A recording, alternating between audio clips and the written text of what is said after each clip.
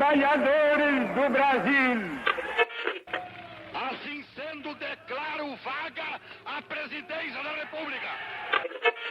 Sejam todas, todos e todos muito bem-vindos a mais um episódio de Mundo de História. Um episódio depois de uma semana de pausa, porque semana passada eu tinha uma prova de seleção do mestrado e eu preferi focar na prova e descansar um pouco do que produzir o conteúdo também. Mas essa semana nós voltamos com tudo para falar sobre a Revolta da Chibata. A revolta de 113 anos atrás, quando os marinheiros do Brasil se revoltaram contra as punições corporais nessa parte das Forças Armadas. Então vamos entender um pouquinho das causas, as consequências e sobre o famoso Almirante Negro. Conhecido como navegante. Bom, o primeiro ponto que eu quero falar é justamente as causas. O motivo principal foi, como o nome diz, a questão dos chicoteamentos, das punições corporais. Mas havia outras questões junto a isso. Havia a questão que os marinheiros tinham baixos salários ao mesmo tempo que tinham altas cargas de trabalho. Trabalhavam muitas horas por dia para ganhar baixos soldos. A questão do chicote é interessante ressaltar que era uma punição utilizada desde o século XVI, desde as grandes navegações. Porém, diferente dos países europeus, o Brasil nunca tinha se movimentado para abolir a violência como punição aos marinheiros que descumprissem alguma norma ou que realizasse alguma ação indevida. Outro ponto que eu tenho que ressaltar sobre a Marinha é que a Marinha brasileira, ainda no século XIX e XX, era composta, por sua maioria, de pessoas de classe baixa, muitas vezes obrigadas a se alistarem pela polícia e por ex-escravos que encontravam no exército, vamos dizer, nas Forças Armadas, uma forma de conseguir dinheiro para sobreviver. As escolas preparatórias da Marinha eram de péssima qualidade. Os marinheiros que formavam tinham formações extremamente precárias, extremamente vazias, muitas vezes saindo sem serem capazes de comandar o navio e de realizar suas funções, o que obrigava o Estado a contratar funcionários terceirizados, porque as escolas não tinham capacidade de formar praças com qualidade. Ao mesmo tempo que as classes baixas ficavam segregadas a serem praças, a serem bucho de canhão, a elite da sociedade tinha acesso a se tornarem oficiais e altas patentes, mostrando muito sobre a desigualdade. Era basicamente, na Marinha, a classe baixa continuava servindo a classe alta que as tratava com desprezo, que eram incapazes de lidar com seus subalternos de uma forma educada, de uma forma cortês. Nós temos, então, a falta de treinamento, a não modernização das tecnologias, das estratégias, a ausência de laços entre praças e oficiais, que, querendo ou não, é essencial para um braço da Força Armada funcionar, junto aos castigos corporais. A Marinha enfrentava uma crise que crescia há décadas. E foi justamente em novembro de 1910 quando a crise chegou ao limite. Após uma última sessão de chibatadas contra o marinheiro, os marinheiros dos navios Minas Gerais, São Paulo, Bahia e Deodoro entraram em revolução. Em 22 de novembro de 1910, esses marinheiros deram início ao movimento planejado desde 1908, tomando os navios, expulsando seus oficiais e comunicando ao Estado que eles tinham um objetivo: o fim dos castigos corporais. E que, caso a sua demanda não fosse atendida, os navios bombardeariam o Rio de Janeiro. E o problema cresceu pelo fato de que Minas Gerais e São Paulo, os navios no caso, eram os navios mais potentes da nossa marinha e, inclusive, navios que estavam pau a pau com a marinha britânica. Ou seja, eram máquinas extremamente poderosas apontadas contra o Rio de Janeiro. O bombardeio aconteceu entre o dia 22 e o dia 23, causando alguns danos materiais e a morte de 2 crianças. Junto a isso, disparos de armas de fogo, no caso, ocorreram nos navios, levando à morte de 3 militares, sendo 2 deles oficiais. O medo tomou conta da população, tanto que ela buscou sair do Rio de Janeiro. Nos dias da revolta chibata, várias pessoas saíram do Rio de Janeiro, indo ou para a região metropolitana da capital, ou indo também para Petrópolis, demonstrando como o caos tomava conta da nossa, na época, capital. No dia 23 de novembro, um emissário enviado pelo governo federal foi permitido embarcar em um navio para conversar com os revoltosos, escutou os marinheiros e disse concordar com eles que era necessária mudança e prometeu que algo seria feito. Certo ponto, apaziguar os ânimos. Os marinheiros ficaram mais tranquilos, mas apesar dessa conversa, nada de concreto havia sido feito. Durante 5 dias, os marinheiros ficavam de dia na Baía Guanabara e à noite saíam da Bahia indo para mais ao mar, porque eles acreditavam ser mais seguro. Enquanto isso, os políticos se apressavam, não para escrever uma lei que desse fim às punições corporais, mas sim para escrever uma anistia a esses revoltosos.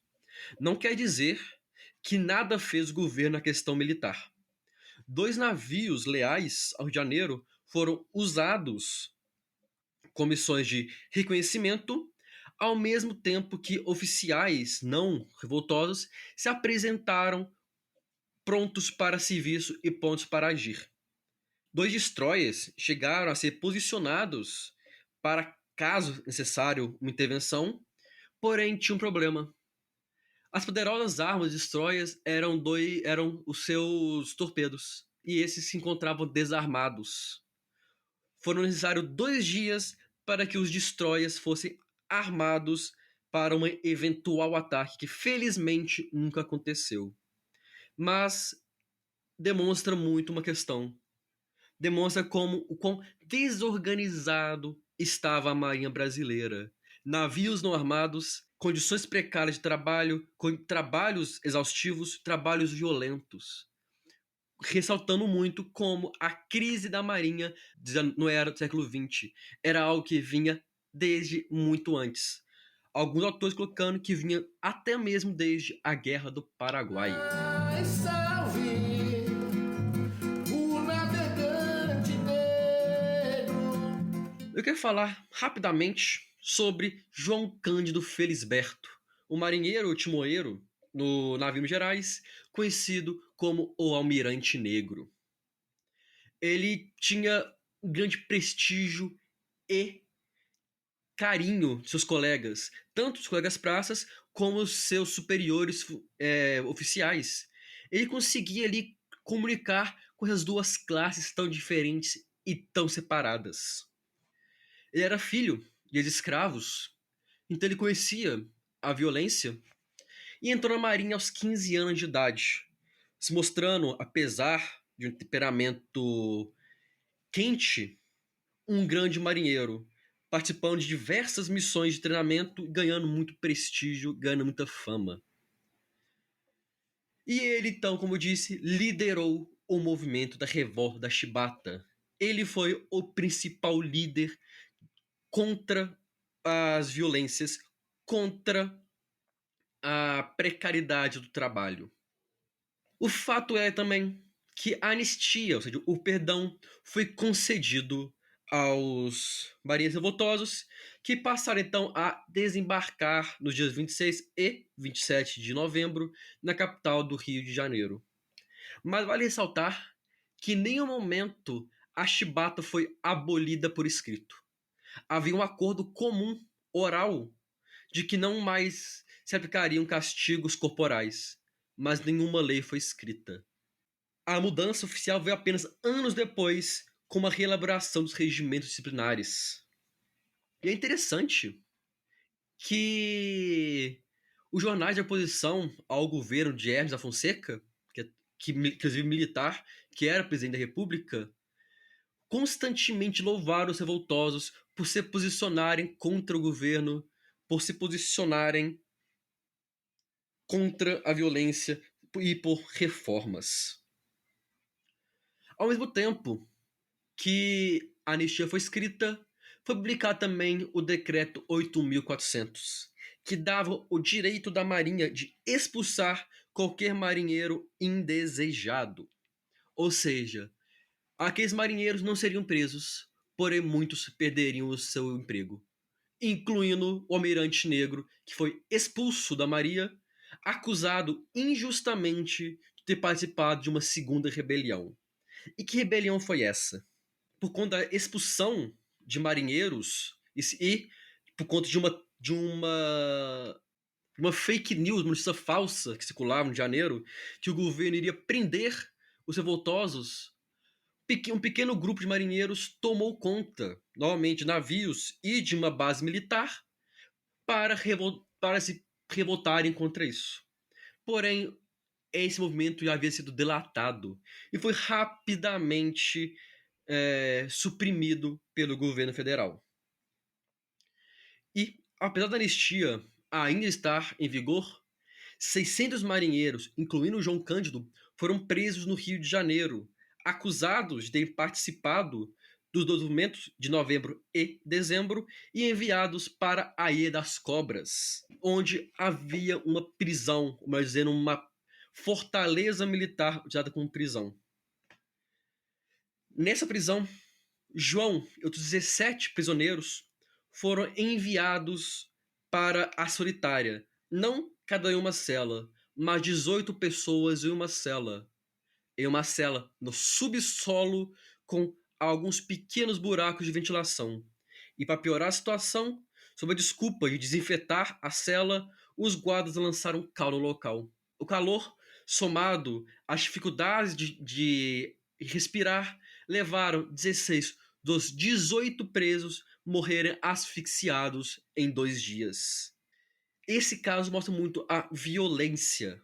Houve ainda, em um navio que transportava alguns presos para o Amazonas, fuzilamentos em massa sem julgamento. Esses marinheiros nunca foram julgados para serem expulsos e nem julgados para serem deportados ou exilados em outros locais do Brasil ou mandados para a prisão. E eu pergunto a vocês acham que se quem tivesse revoltado fosse os oficiais, fosse a classe alta, fosse as pessoas brancas, teria ocorrido essa violência? A minha leitura de muitos historiadores é que a revolta da Chibata teve toda essa violência por se tratar das classes baixas, por não se tratar da elite, e sim daquela população historicamente marginalizada do nosso país. A revolta da Chibata é um símbolo de como a violência contra os pobres era frequente, física e moralmente, e que o governo não agiu em nenhum momento para combatê-la. Em 1912, João Cândido foi liberto, mudando-se para São João de Meriti, onde viveu uma vida de pobreza e privações, como vendedor de peixes em praças. Perdeu 2 casamentos, viveu até os 89 anos, quando, em 1969, morre de câncer, dando um fim à lenda do marinheiro, do almirante negro, mas mantendo na história o seu papel na luta contra a violência, contra a segregação e por mais qualidade de vidas. as pedras pisadas do cais. Eu agradeço a todo mundo que escutou o episódio até aqui. Espero que vocês tenham gostado. Espero que tenha sido um episódio interessante e educativo.